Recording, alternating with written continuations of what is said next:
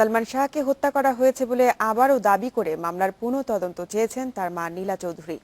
যুক্তরাজ্যে সংবাদ সম্মেলনে তার অভিযোগ, বিভিন্ন মহলের চাপে সালমান হত্যার সঠিক তদন্ত হয়নি।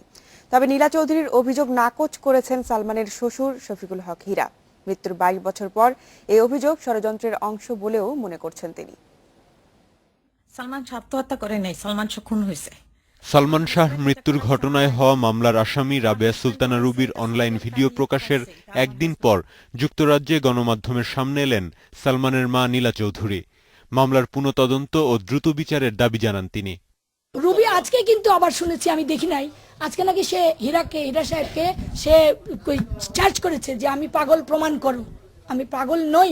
সে যখন এভাবে বলছে তাকে কেন আনা হচ্ছে না, তাকে এনে জিজ্ঞাসাবাদ করা হোক। আলোড়নতোলা এই ইউটিউব ভিডিও আমলে নিয়ে তদন্ত করছে police bureau of investigation PBI. ঢাকায় সংস্থার অতিরিক্ত পুলিশ সুপার বশির আহমেদ জানিয়েছেন, শিগগিরই রুবিকে দেশে আনার প্রক্রিয়া শুরু করবে আইন শৃঙ্খলা বাহিনী।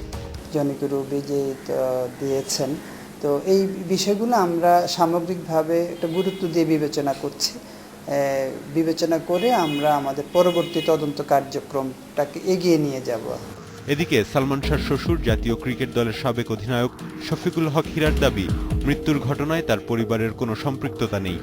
সত্যি উদ্ঘাটনে আদালত ও আইন শৃঙ্খলা বাহিনীকে সহায়তা করতে তিনি প্রস্তুত। এই রুবি তখন পাশে থাকতো, আমাদেরকে ফোন করে জানিয়েছে যে ভাইয়া জলদি আসেন না, বা সালমানের তো এই অবস্থা। উনি যদি দেশে এসে পুলিশ ইনভেস্টিগেশন ব্যুরোর কাছে কিছু বলতে চান, শি ইজ মোস্ট ওয়েলকাম, আমাদের কোনো আপত্তি নেই। সালমানের মা নীলা চৌধুরী প্রচারের আলোয় থাকার জন্য ষড়যন্ত্র করছেন বলেও অভিযোগ শফিকুল হক হীরার। 1996 সালের 6 সেপ্টেম্বর রাজধানীর ইস্কাটন রোডে নিজ ফ্ল্যাট থেকে উদ্ধার করা হয় সালমান শাহর মরদেহ। ময়নাতদন্তে আত্মহত্যার প্রতিবেদন দেয়া হলেও তা প্রত্যাখ্যান করেন সালমানের বাবা মা। ইয়াসিফ আকবর, ইন্ডিপেন্ডেন্ট নিউজ, ঢাকা।